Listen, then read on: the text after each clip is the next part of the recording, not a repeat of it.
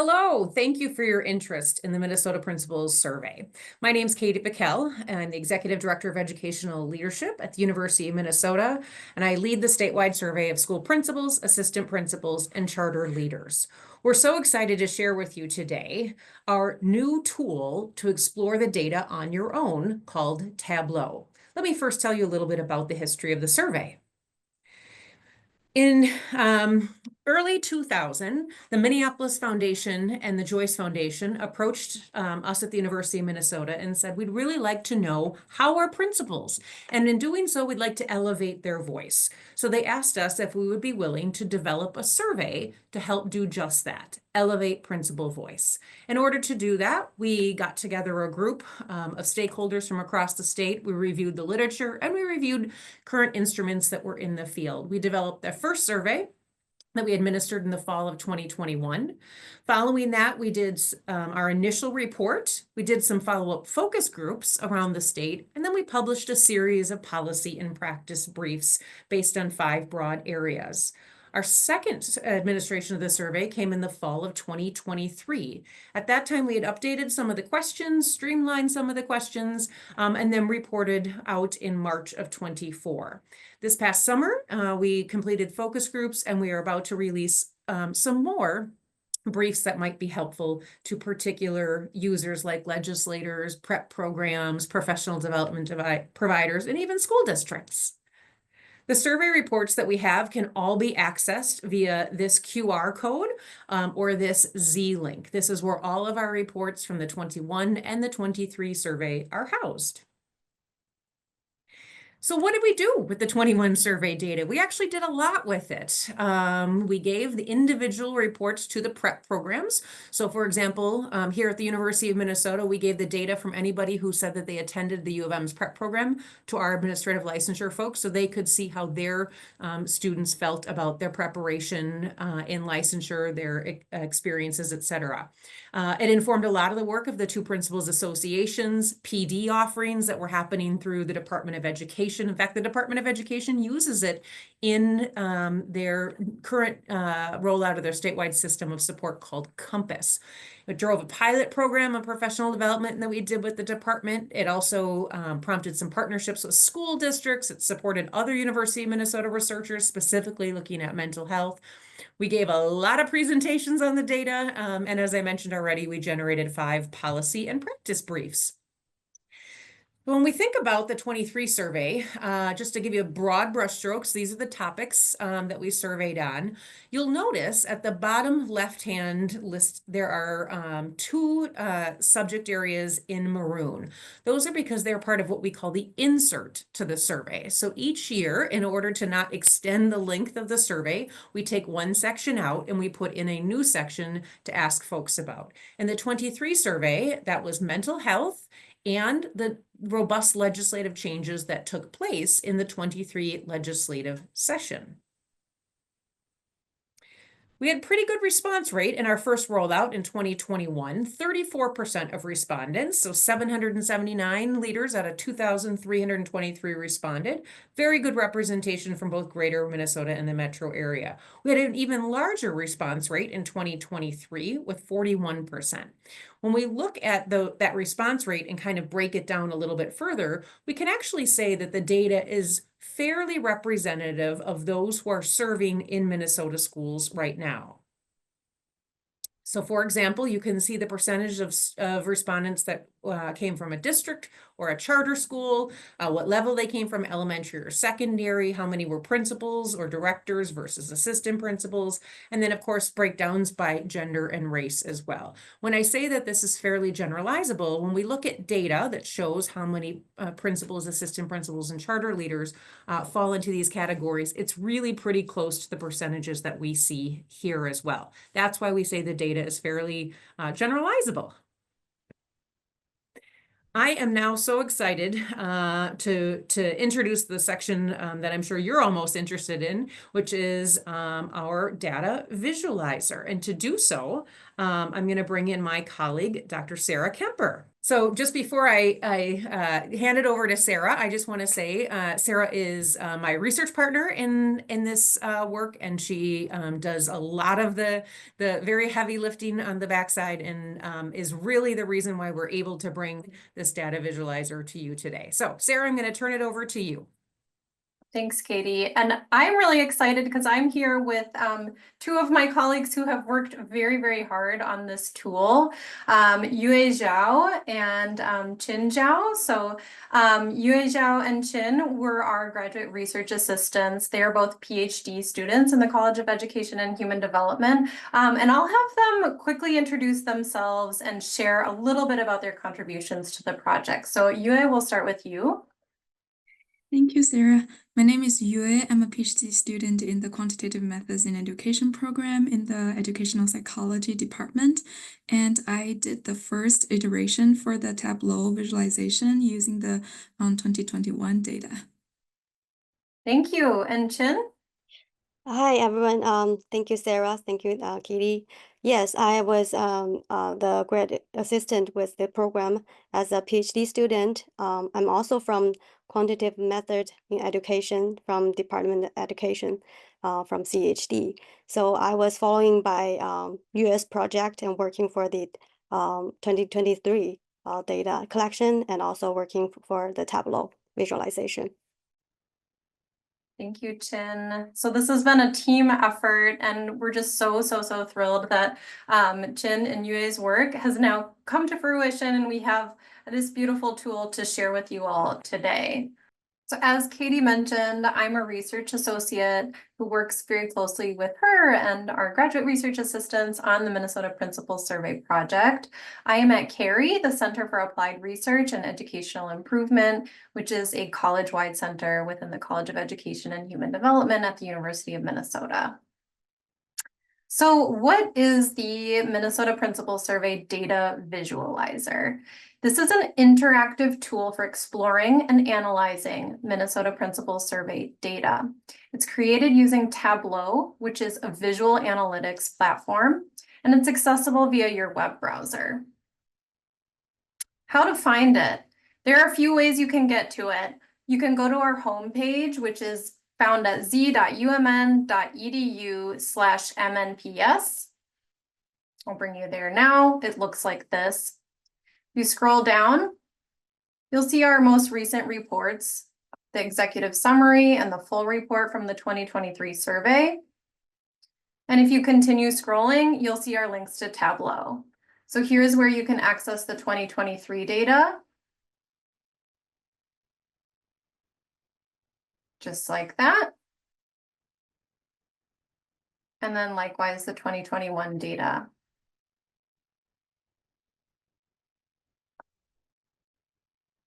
You can also go directly to these visualizations. If you click on z.umn.edu/MnPS21viz, that's going to bring you to our 21 data. Same link, but ending with 23viz brings you to the 23 data.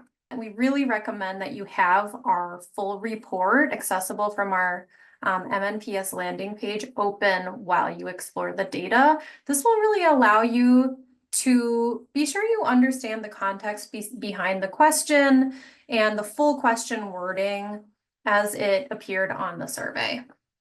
We want to acknowledge Steve Wexler of Data Revelations for giving us the inspiration for the design of the visualizations. So when Yue was first creating this back in 2022, she really learned a lot about Tableau and also about how to present survey data in Tableau. And so what you'll see, let's see, I'm going to go to the 2023 version. What you'll see are 8 tabs. 2 of them are really introductory, and then the remaining 6 are different question types. We've got multiple selection questions, single selection questions, rating scale questions, and then 3 tabs, each of which are for our numeric data. And I'll go over each of these in a moment. Our data visualization tool is really still in beta. We're still trialing this, and we're really excited to have new users come and test it out, ask and answer their own questions, and give us feedback. So I'll provide a feedback link at the end of this presentation so that you can let us know how it went. As I mentioned, we have 8 tabs in the tool. The first one is an introduction tab, and this gives you a little bit of background on the tool and how it's laid out. It also includes the link to our feedback form at the bottom. The second tab includes all of the major topic areas covered on the survey and the specific questions that fall under each topic area. Those are organized by question type so that you can easily find a question on, say, job selection factors under that multiple selection tab located here. Similarly, if you're really interested in professional development and you want to know, do principals have access to professional development funds, you would know to look under the rating scale tab here. I do want to note we have a little asterisk down here that explains why data for one of the questions on here is going to look a little bit different from what you see in that full report. So don't neglect that note as you're reviewing this information. What kinds of questions can and can't the data visualizer answer? It can answer questions like, how do perceptions vary between different groups of school leaders? For example, did metro area respondents provide different kinds of answers than greater Minnesota respondents? Or did elementary principals respond similarly to secondary principals? We actually have breakdowns available using 11 different school and principal level variables so that you can analyze the data by attribute. Another kind of question that our visualization tool can answer is, how did responses change between 2021 and 2023? A big caveat here is that there were some changes in the survey between 2021 and 23. So again, I highly recommend that you access our full report so that you can read about those changes and understand why the two tools may look slightly different. I'll demonstrate how you might think about this. So this is the 2021 data visualizer. Let's say I'm really interested in understanding principals' desire to influence state policy, right? So I might go to this rating scale questions tab and take a look at the desire for policy influence here. And in this case, I'm really interested in state policy. So I'm going to keep this question and just take a look at that. I can see the response breakdown from disagree, somewhat agree, and agree for the statement, I want to have greater influence over state policy. And what I can do is I can compare those response frequencies to the 2023 data for the corresponding question. So here again, I'll select that same question, desire for policy influence in 2023. This time I'm just focused on state policy. I'm not looking at the district policy question, so I can click keep only.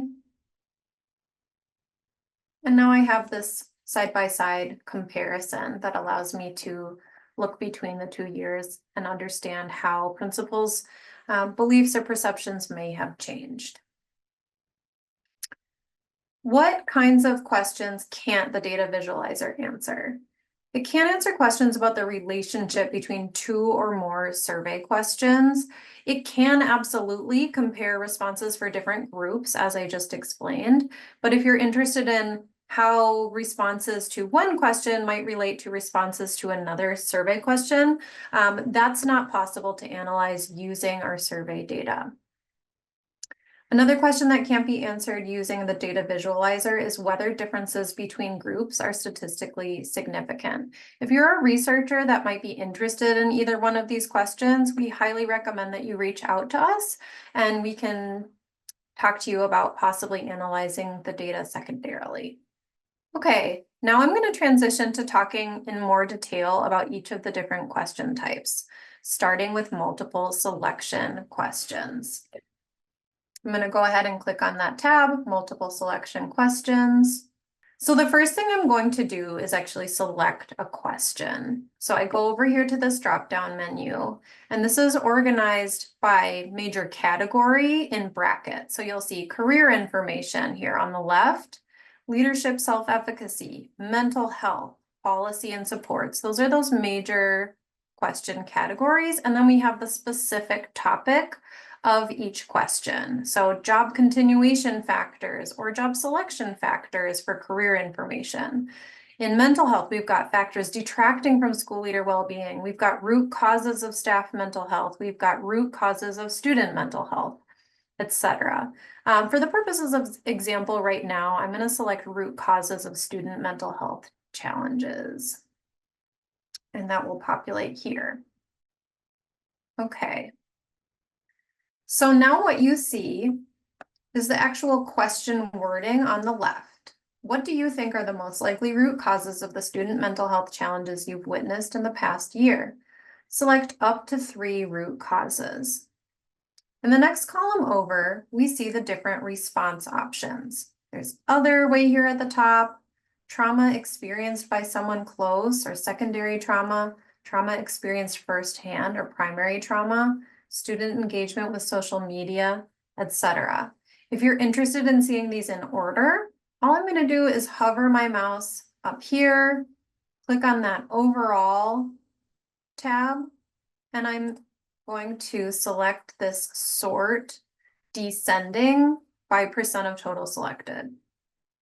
So it'll change your view so that you see the most frequent response at the top and the least frequent response at the very bottom. So here what I'm seeing are principals' perceptions of the most likely root causes of the student mental health challenges they've witnessed, or trauma experienced firsthand, and also student engagement with social media. If I go into each one of those bars, I can actually see the total number of respondents and the percentage of respondents to that question who selected that item. So in this case, a full 74% of principals who replied to the survey indicated that trauma experienced firsthand was a likely root cause of the student mental health challenges they're witnessing in their schools. And that was 620 out of 838 individuals who responded to this question. I do want to point out that there is a scroll bar here. So if you notice a scroll bar, that means that there's data down below. So do make note of that. One thing that I want to point out is that in Tableau, we actually have the option to download images or a table that shows this data in Excel format. So you can play around with those, download an image. If you'd like to include principal survey data in a presentation, for example, we just ask that you acknowledge it. Crosstabs, that'll give you a table showing the data in an easy to access and share format, and then PDFs and also PowerPoint versions of downloads as well. Okay, you'll notice that we have this breakdown by tab here as well. And this is where those 11 variables I was mentioning come into play. So in this case, we could break down this question by Metro versus Greater Minnesota. And I'll talk a little bit later about these breakdowns and how we came up with the data that populated this particular dropdown. To summarize, metro area respondents are those whose schools are located within the 7-county metro area of the Twin Cities. And then those in Greater Minnesota are in any other county in Minnesota. So in this case, what you can do is actually resort either one just to see, what does this list look like for Greater Minnesota versus for Metro.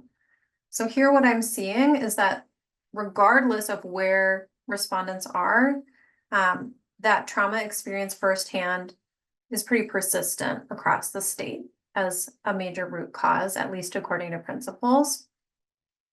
And student engagement with social media is second, regardless of where principals are located as well. Let's choose another variable to look at.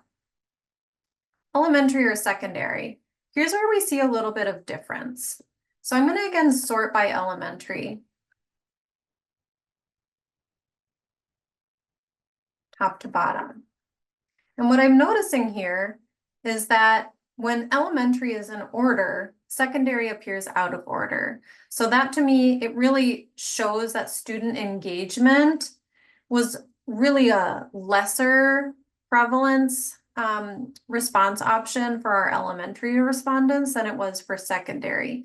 Similarly, stress related to peer relationships appeared to be a more major factor at the secondary level than at the elementary level. Next, I'm going to go on to our single selection questions. So this tab is essentially the same as the multiple selections tab. The only difference is that for questions visualized here, respondents could choose only one of the response options. So again, first thing you want to do is select a question. In this case, we just have two options. So I'm going to choose one. I'm going to choose next steps. And here's where I actually see the question wording. What do you hope to do upon leaving your current role, whenever that may be? This column displays our response options. It looks to be sorted in order from most to least frequently selected. I'm going to go ahead and re-click that sort by button.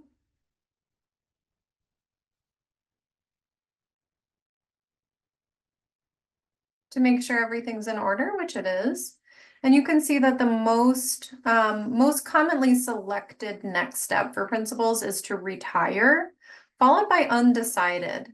So 32% of respondents to the survey selected retire, and 23%, or 191 out of a possible 826 who answered the question, chose undecided. Some chose take a position in a different school.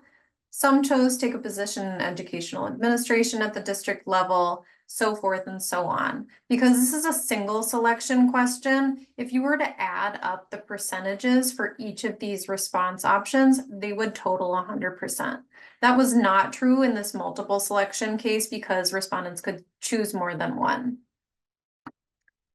Again, if I am interested in a specific breakdown, I might choose a variable to break this data down. So maybe I'm interested in looking at gender. I can look at how female identifying school leaders and male identifying school leaders may differ in their future plans. So here's something that I'm noticing. Female respondents have are slightly less likely to have selected take a position in educational administration at the district level because I'm seeing this little bump in the corresponding item for the male participants. Otherwise, most of these seem to follow a pretty similar pattern. Let's choose a different variable, charter or district.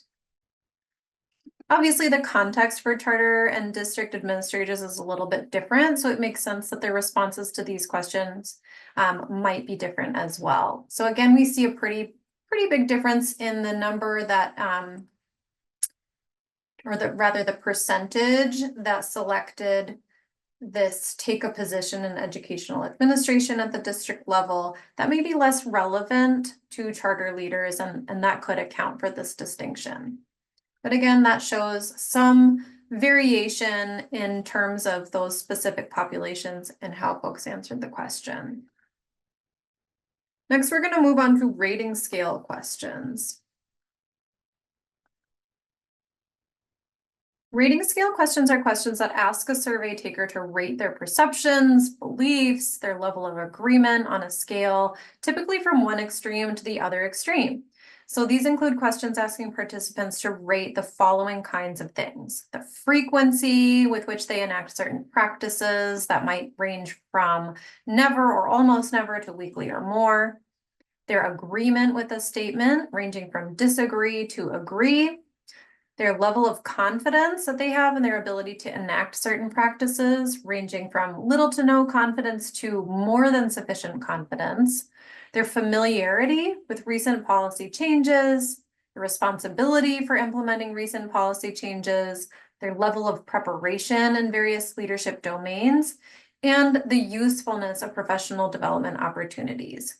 We also have an item that looks at the time principals are spending in different areas relative to what they would view as ideal.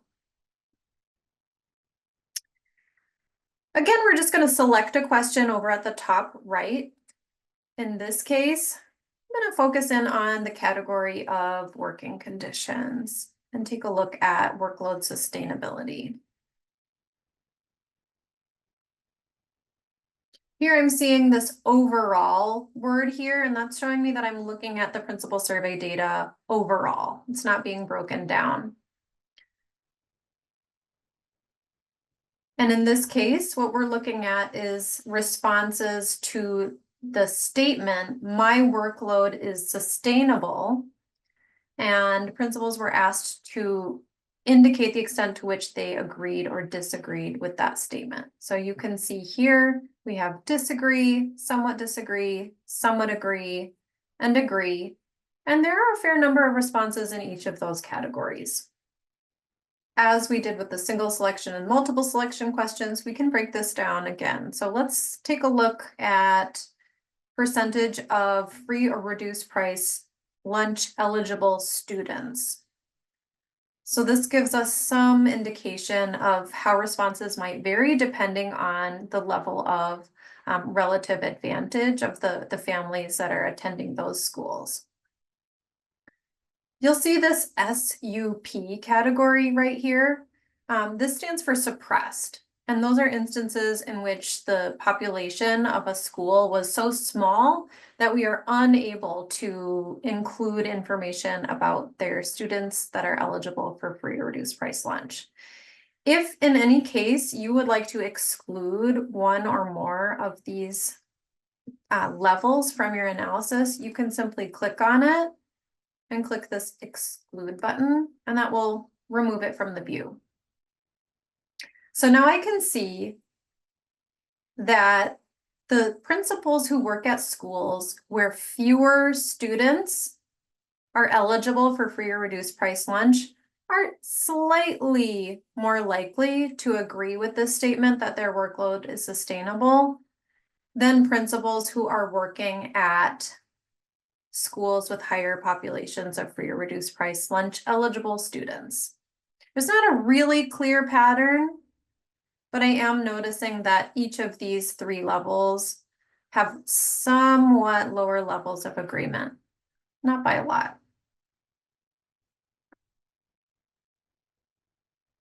So those are our rating scale questions. There are many of them to flip through and explore. Finally, we have our numeric response questions. We do have 3 different tabs for our numeric questions, and that's because we have different units of measurement represented in each one. So this first tab is for years. The second tab is for questions that have answers in dollars. And this third tab includes questions that have answers in hours or days. I'm going to take a look at this numeric years tab. So again, we can select a question over here under the summary header. And in this case, I'm going to select career information. Let's go with prior teaching experience. We see a smooth response distribution here.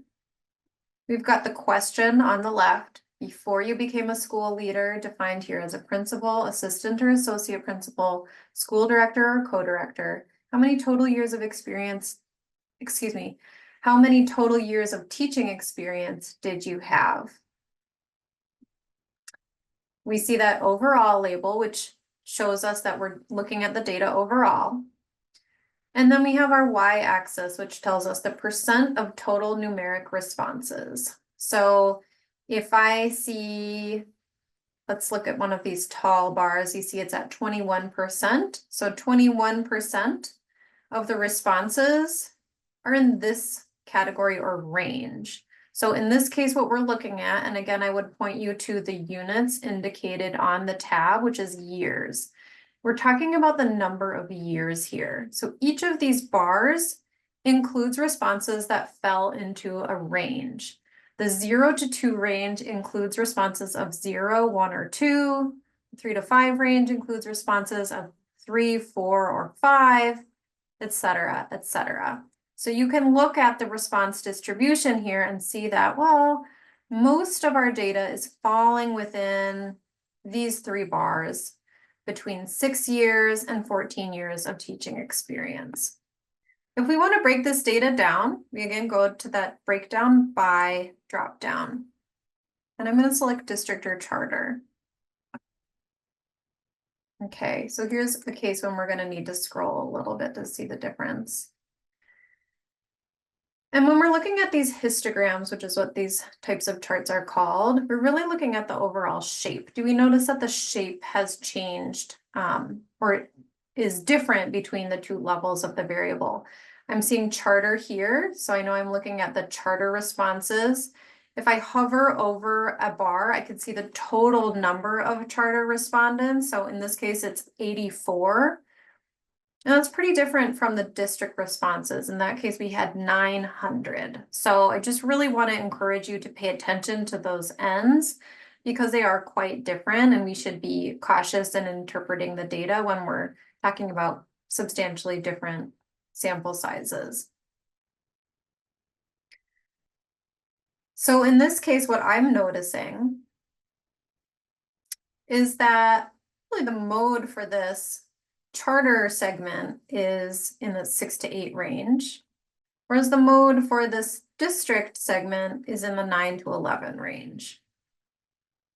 So just visually observing this, it appears as though the distribution is a little higher on that district category than it is on the charter.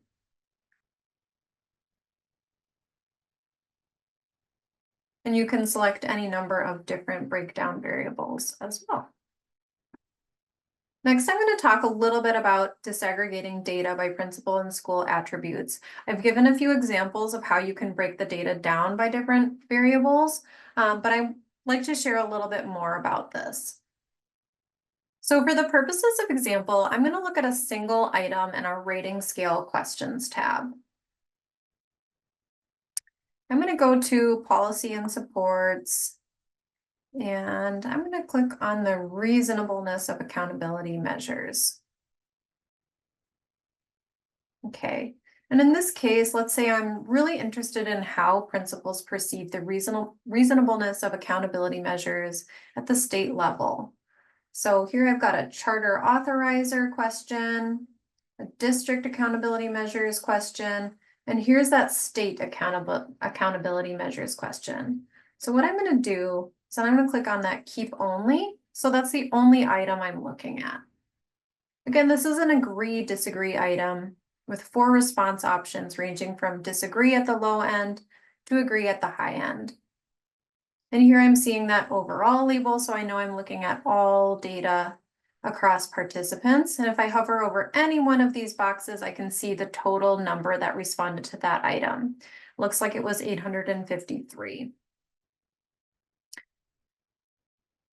I'm just going to walk through a little bit what we mean by these different levels of variables so that everyone here is familiar with them and how we came up with those categories. Just a pretty major disclaimer before we begin. Some of these variables we want to just acknowledge exist on more of a spectrum, and it's hard to put them into discrete categories. Some levels of the variables are also not represented if fewer than 5 from that group answered a given question, and that's to protect our participants' identities. So 7 of the 11 variables are actually school level variables, meaning they're characteristics of the schools in which principals work. So we actually matched principals' response data with information about their schools and then de-identified it. But we have information about each principal's school when they provided a name of their school, such as whether it's located in the metro area, so the 7-county metro. The 7-county Twin Cities metro includes Anoka, Carver, Dakota, Hennepin, Ramsey, Scott, and Washington counties. Greater Minnesota includes all other counties in the state. Elementary or secondary Let's show that Metro Greater Minnesota breakdown here. Okay, so we could see there's a little bit more, slightly more agreement among Metro respondents and Greater Minnesota respondents. Elementary or secondary. So this was determined using state school level enrollment information. There was actually a third category of other here, which might include schools that, for example, serve students between grades K through 12 or grades 5 through 12. They're not represented here just given the small sample size. We also have district or charter, as we've been showing in the examples. You can see there's a little bit of difference here between the agreement levels of charter and district respondents. Again, charter or district designation was found in the student enrollment file offered by MDE. Service co-op. So again, I'm just working on the 7 variables that are at the school level. So all public schools in Minnesota are assigned to a service co-op. Those are listed on the left-hand side here, Lakes Country, Metro, Northeast, etc. And so you can actually disaggregate the data by service co-op, and this is a pretty interesting one because we do see a good amount of variation. I do want to call attention to sample sizes because they can vary quite a bit between region. I'm going to click student enrollment next. So in this case, what we determined was the approximate quartile of number of students in each school in the state of Minnesota. So if you look at all of the schools in the state of Minnesota, approximately 1/4 of them have student populations that are between 0 and 99 students. Similarly, approximately a quarter of them have between 100 and 299 students. Approximately a quarter have between 300 and 499 students, and approximately 1/4 have 500 or more students. These are approximations, and we did that so that they would be easy to group and to disaggregate in this way. But you can see that there is some slight differentiation. The pattern is a little unclear, however. Next, I'm going to share a similar variable, which is the percentage of BIPOC students, and this is again by quartile. So looking at the entire state of Minnesota, all the schools, if we were to put them in order in terms of the number of students that identify as Black, Indigenous, or otherwise people of color, approximately 1/4 of those schools have between 0 and 9% students identifying as BIPOC. Approximately 1/4 have between 25 and 49.9% BIPOC students. And approximately 1/4 have 50% or more BIPOC students. So this is another variable that you can use to disaggregate principal survey data. Again, I'm seeing some slight variation, but no clear pattern is evident.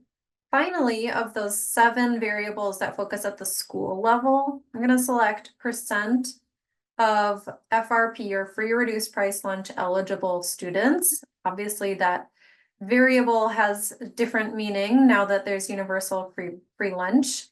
But historically, this has been a way to look at relative student advantage. We see that SUP again for suppressed data. So those are schools that have such small student populations that we are unable to determine the percentage of the student body that's eligible for free or reduced price lunch. Here we do see a pretty clear pattern of less agreement, the higher the percentage of the student body that qualifies for free or reduced price lunch. So looking at all schools across the state of Minnesota, about 1/4 of them have between 0 and 19.9% students eligible for free or reduced price lunch. About 1/4 have between 20 and 34.9% students eligible for free or reduced price lunch. About 1/4 have between 35 and 49.9% students eligible for free or reduced price lunch. and about a quarter have 50% or more students eligible. Okay, so now I'm going to go into the 4 variables that are actually principal level variables. So gender is the first on our list. We asked principals in the survey, how do you describe yourself? And the options that they could select were female, male, non-binary, other, or prefer not to answer. The vast majority did select either female or male, so to protect participant identity, we have only included those 2 levels of the variable here. And that is a handy way to disaggregate by the gender identities of principals in the state. Next, we've got years of experience. Specifically, this is referencing the number of years they have been in their current role. So you can see there's slight differences in the percentage that are agreeing with the statement. State accountability measures used to evaluate my school's performance are reasonable, with principals who have less total experience in their current roles having somewhat higher agreement than those who have between 5 and 9 years of experience in their role, and those with 10 or more years in their current role. Next, I'm going to go to BIPOC or white. The principal survey asks, what is your race or ethnicity? Participants can select all that applied from a list of 7 different categories.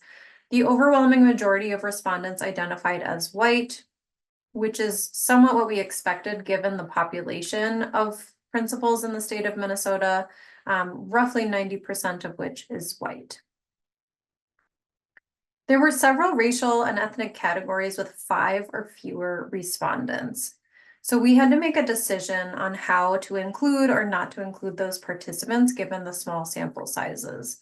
We decided it would be better to group people who did not identify as white or who identified as white and another race or ethnicity so we could include their experiences in the visualizer. Though we recognize that doing so makes it really impossible to understand how the experiences of specific racial or ethnic groups may be unique. So this is another way that we can disaggregate our data. Just want to highlight that huge limitation that we know there's a lot of diversity within this category of BIPOC. The final principal level variable that I'm going to highlight that we have included in the visualizer is principal or AP.